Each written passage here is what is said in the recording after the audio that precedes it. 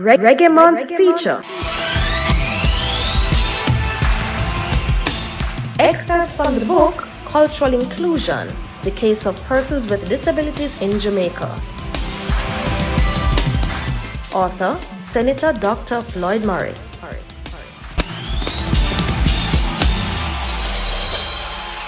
Chapter 6, Derrick Morgan.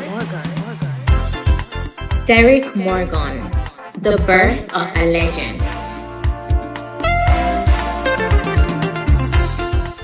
Another legend in Jamaica's cultural industry is Derrick Morgan, a person who is blind who has been an ambassador for music. Derrick Morgan's emergence on the music scene can be compared to the hewing of a rough-cut diamond from the remote hillside of Mucko, Clarendon, where he was born. Over time, the diamond would be honed, polished, and fashioned to perfection. The first 3 years of his life were spent in this close-knit village with his aunt, who detected that there were problems with Morgan's sight. At that young and sensitive stage of his life, he was sent to reside with his mother in Kingston, where he was later diagnosed with retinal pigmentation, a hereditary degenerative disease of the eye, which would eventually claim his sight. During his formative years, there was evidence of a sparkle emanating from this uncut diamond as Morgan's father, a deacon in the local church, lured his son into the choir. His educational journey began at the Almond Town Elementary School in Kingston, continued at Kingston Senior, and ended at the Model Private School in the same parish. In 1957, a watershed year in colonial Jamaica, when the island was granted self-government by its colonial masters, the British, the genuine brilliance of this diamond became evident. Morgan exploded on the scene. That year, he entered and won a popular talent competition, the Vere Johns Opportunity Hour. Among his rivals in the contest were emerging artists like Jackie Edwards, Eric Morris, Hortense Ellis, and Owen Gray, who later became kingpins themselves in the Jamaican music industry. As a rising star, he embarked on an island-wide tour with the twin comedians Bim and Bam, which added significantly to his burgeoning popularity. However, his professional career did not begin until 1959, when he met the iconic producer Duke Reid. It was during that year, under the majestic winds of Reid, that Morgan released his debut hits Loverboy and Oh My.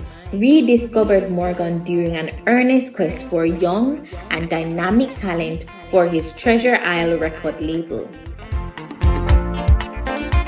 Derrick also recorded with legendary producer Clement Sir Coxsone Dodd, another giant in the field of music production in the land of ska. During the 1960s, Derrick was in his element and achieved the unprecedented feat of having the top 7 songs on the National Pop Singles Chart. In the country's rich and varied musical history, no artist has since reached such dizzying heights. In fact, this commanding figure captured the attention of every imaginable lover of music in the 1960s and was justifiably crowned the king of ska during that era. Among his memorable chart toppers in 1960 were Be Still, Be still, I'm your superior, so please be still. In My Heart, In my heart, I feel like a king. Don't Call Me Daddy, Don't call me daddy. Don't call me daddy. Moon Hop, and Meekly Wait and Murmur Not. Morgan's dominance continued unabated as the following year saw him release his #1 single of all time, Housewife's Choice, which featured Millicent Patsy Todd.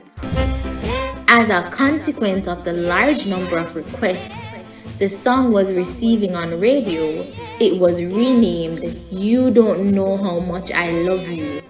You don't know how much I love you.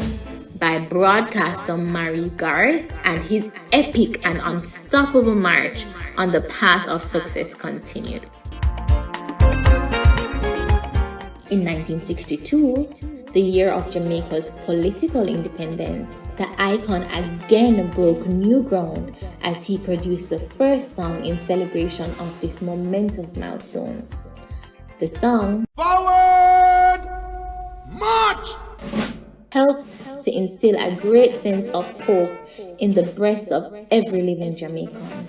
Moreover, it inspired vigor, hope, and new possibilities in the hearts of a people who held high and proud dreams for a newly born country.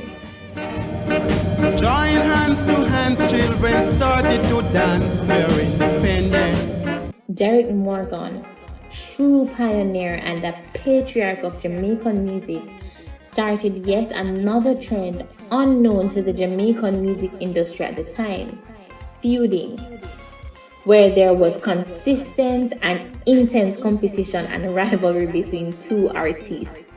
His arch rival was Prince Buster, whose career Morgan had shepherded. According to him, the musical war began in 1962 when he recorded Forward March. He recalls that Prince Buster had maintained that the singer had taken part of his song, They Got to Come, and as a result felt cheated. This epic battle between the two only served to heighten the country's interest in the music. Also, the rivalry witnessed the churning out of more quality hits from them both. During this musical war, both artists produced hits including Morgan's Blazing Fire and Blackhead Chiney. The ferocity of the competition spiraled. During the period, both artists gained much popularity and each had a great number of followers who claimed that one or the other of the artists was better. The dispute reached the extent where the government became concerned about the uproar, and in 1962, they were both called by the Bustamante-led government to create an image of unity as the fans of the artists were now involved in heated rivalry. Sounds familiar? Morgan has taken the music far and wide and contributed to Jamaica's global recognition as a musical superpower.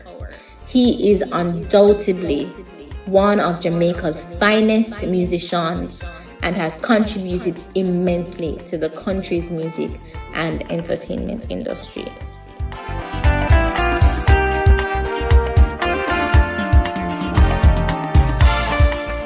You have been listening to excerpts from the book Cultural Inclusion, The Case of Persons with Disabilities in Jamaica by Senator Dr. Floyd Morris. The book can be purchased on Amazon at the link in the description below. Thank you for listening. This has been a production of the JSB Library.